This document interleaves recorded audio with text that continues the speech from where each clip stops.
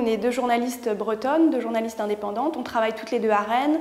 Donc forcément, notre enquête, elle a été nationale, mais on a beaucoup investigué dans l'ouest de la France, Rennes, Bretagne, et par ailleurs à Paris. La première chose pour nous, c'était d'avoir des témoignages de victimes. Et devant ce constat que peu de victimes portaient plainte, il fallait qu'on ait des victimes dans différents états d'esprit, disons. Donc on a été voir des groupes de parole de femmes qui avaient déjà été suivies, qui avaient déjà eu un procès, qui avaient déjà déposé plainte, mais il nous fallait des femmes qui n'avaient jamais parlé. Comment les toucher? On a posté des messages sur Internet, sur des forums comme Doctissimo ou Magic Maman, en posant simplement la question, en disant qu'on cherchait des femmes victimes de viol. Et là, on a été assez étonnés parce qu'on a eu 200 réponses à chaque petit message qu'on avait posté. Donc en fait, on a enquêté pendant 1 an.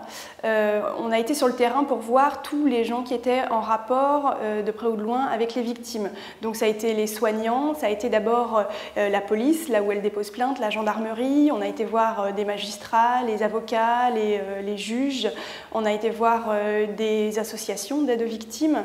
On a été voir l'entourage des victimes. On a aussi eu des liens avec des violeurs, les services de probation qui suivent aussi ces violeurs. Donc on a été voir tout le monde du côté victime et aussi du côté agresseur.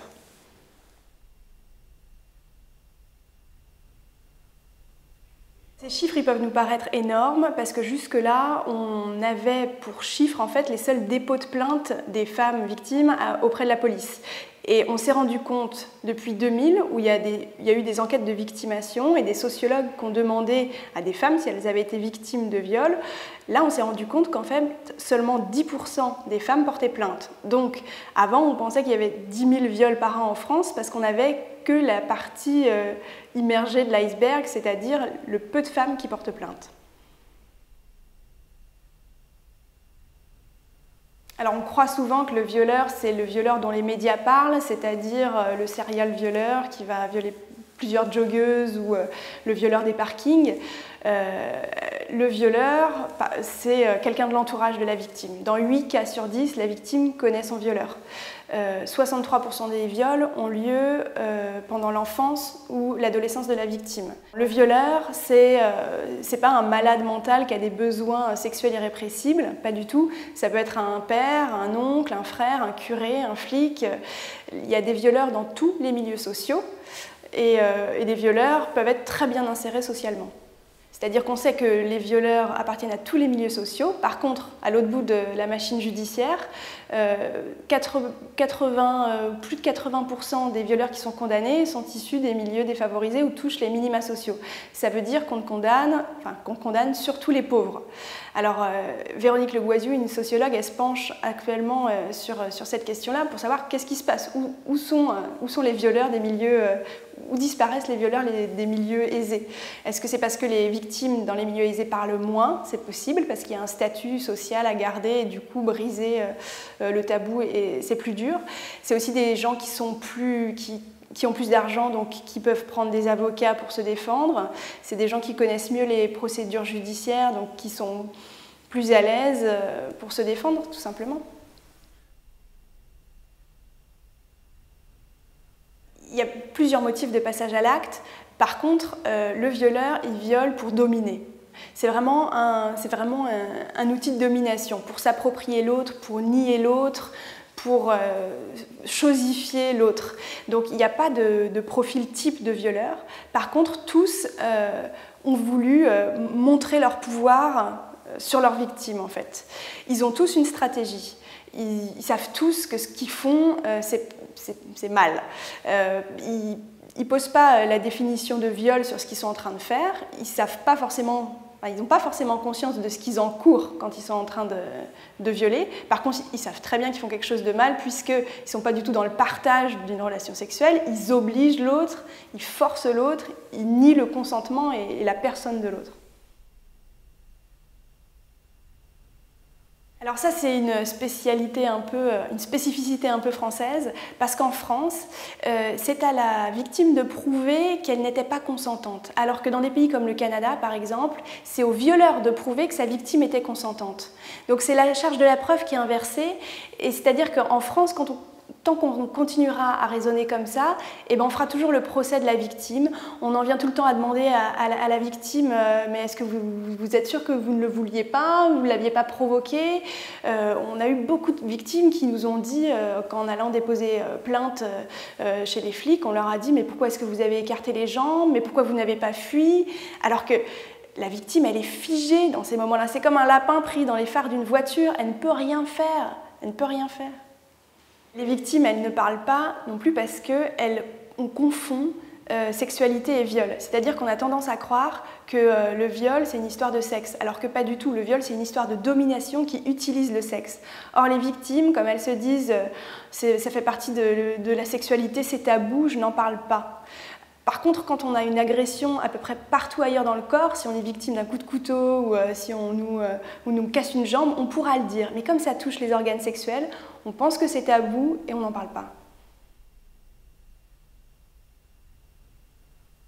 Alors déjà, plus d'informations auprès des gens pour faire tomber tous les préjugés. On pense qu'il n'y a pas beaucoup de viols dans notre entourage, il y en a beaucoup. On pense que le violeur c'est un malade, c'est pas des malades, c'est des gens bien insérés. Il faut informer plus la population. Il faut surtout aussi accompagner les victimes. Aujourd'hui, il n'y a pas de centre d'aide aux victimes où elles pourraient trouver en un même lieu et rapidement, facilement, toute l'aide dont elles ont besoin. Et en France, on pourrait le faire parce que le Canada, la Suède, la Norvège, les États-Unis, tous ces pays-là le font déjà. Donc il faudrait accompagner les victimes. Il faudrait aussi sortir un peu de cette équation l'homme est un sujet sexuel et la femme est un objet sexuel, avec de la prévention, de l'éducation à la sexualité dans les écoles surtout.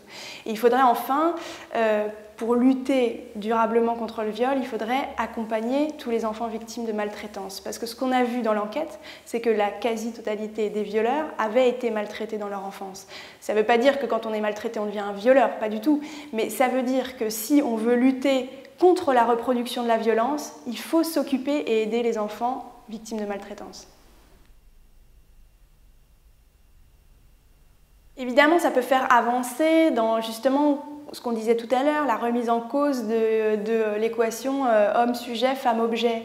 Mais je prendrais plutôt le problème à l'inverse, c'est-à-dire comment est-ce qu'on peut vouloir un salaire égal, comment est-ce qu'on peut vouloir devenir député quand on a toujours peur de rentrer chez soi la nuit, quand il y a autant de femmes qui sont violées et qui ne sont pas accompagnées. Le viol, ça pourrit les relations hommes-femmes. On ne peut pas penser l'égalité et penser la parité sans s'attaquer aux problèmes qu'est le viol aujourd'hui en France.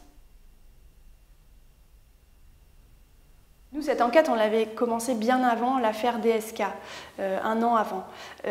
Par contre, on a vu les choses changer à partir de l'affaire DSK, c'est-à-dire que l'affaire a vraiment déprivatisé le viol. On s'est senti le droit d'en parler. Avant, quand on parlait un peu de notre sujet d'enquête, les gens trouvaient ça glauque, un peu bizarre. Après DSK, ils trouvaient ça plus intéressant. Ah oui, c'est un problème qui peut toucher davantage que ce qu'on croyait. Les femmes aussi, les femmes victimes se sont mis à en parler davantage. Après l'affaire DSK, tous les standards téléphoniques des associations d'aide aux femmes victimes ont vu leur nombre d'appels augmenter de façon nette. Donc c'est vrai que ça a changé nos représentations, ça a montré que le problème était d'actualité et plus important que ce qu'on croyait. Puis ça a aussi... ça nous a poussé à revoir nos préjugés sur qui est un violeur. Un violeur, c'est pas un malade mental ou c'est pas un pauvre, ça peut être aussi quelqu'un d'influent, quelqu'un qui est cultivé, quelqu'un qui a du pouvoir. Alors après un viol, la victime, elle n'est pas foutue, c'est pas la fin de sa vie, c'est une destruction énorme, mais elle peut s'en remettre déjà en parlant, parce qu'en acceptant d'être victime, même si c'est une étiquette qui n'est pas facile à porter à cause de ce que la société renvoie pour le moment, mais ça change, il faut accepter de dénoncer celui qui a violé et ensuite accepter de se reconstruire en étant aidé par un suivi psy adapté, il y en a, en osant en parler et en reconstruisant sa confiance et son estime de soi. Et c'est possible.